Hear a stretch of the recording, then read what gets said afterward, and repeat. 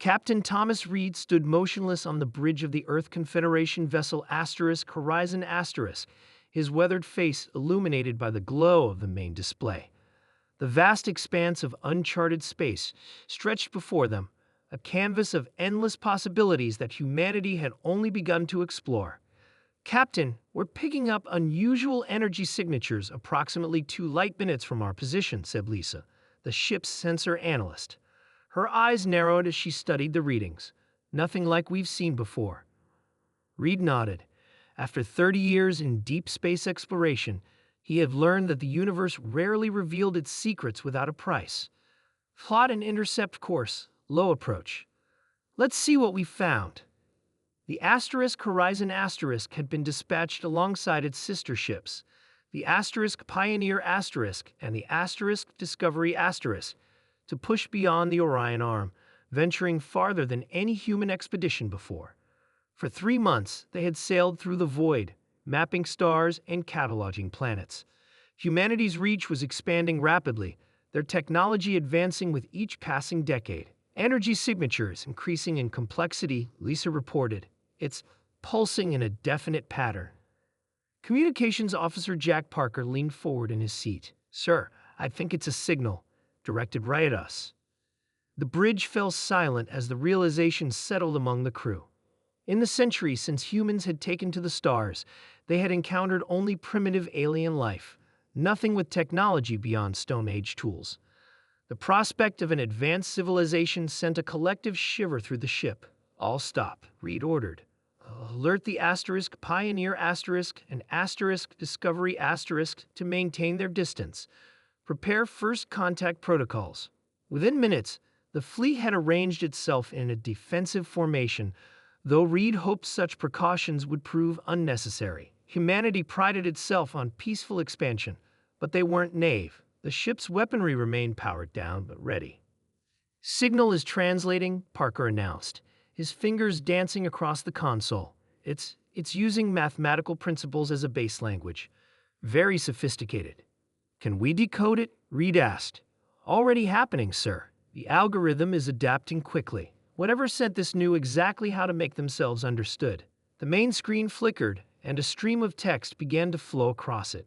Reed read aloud, to the vessels of Earth origin. Halt your approach. You have entered protected space.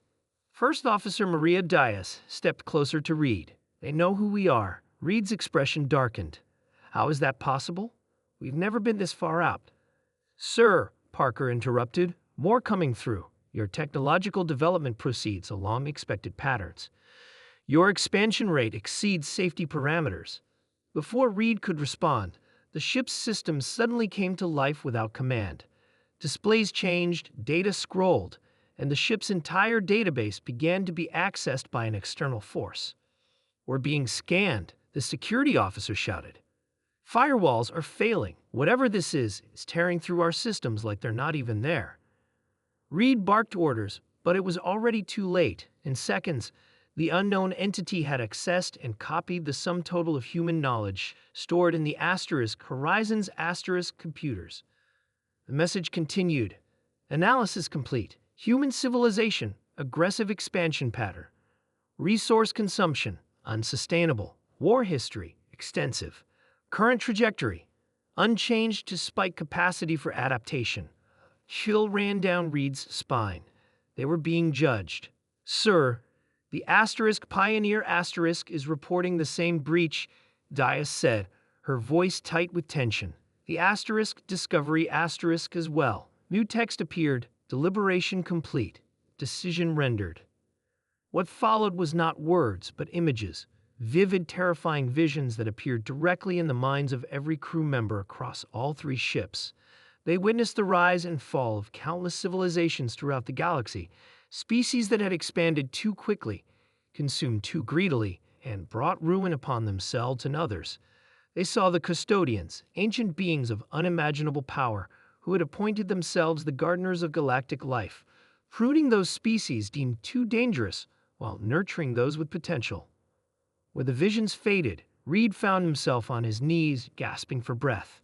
Around him, his crew was slowly recovering, their faces pale with shock. Final message coming through. Parker whispered, his voice barely audible. The screen displayed, "Humanity presents significant risk factors with acceptable potential. You will be monitored. You will not expand beyond your current position until you have demonstrated evolutionary maturity. This is not negotiable. The alternative is extinction." As if to emphasize the point, a single ship appeared on their sensors. If ship was even the right word, it was a construct of light and energy, with no visible propulsion or structure, yet it radiated power that dwarfed anything humanity had ever conceived. "What did we do, Captain?" Diaz asked, her voice steady despite the fear evident in her eyes. Reed slowly stood, straightening his uniform. In that moment, he carried the weight of human history on his shoulders.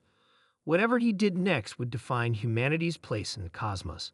Send to all ships, power down weapons systems completely, then open a channel. When the connection was established, Reed spoke with the dignity of a man addressing not just an alien intelligence, but the future of his species. "This is Captain Thomas Reed of Earth. We acknowledge your message and will comply. We ask only for the opportunity to prove ourselves worthy of the stars." There was a long pause before the response came. "Return to your territory. When you are ready, we will know." The energy construct vanished, leaving no trace of its existence except the lingering message in their computers. 3 months later, the expedition fleet returned to Earth carrying news that would forever change humanity's perception of itself. They were not alone, and they were not special, merely probationary members of a galactic community with much to prove. Humanity stood at a crossroads, humbled but not defeated. The message had been clear and final, but it wasn't an ending. It was a beginning.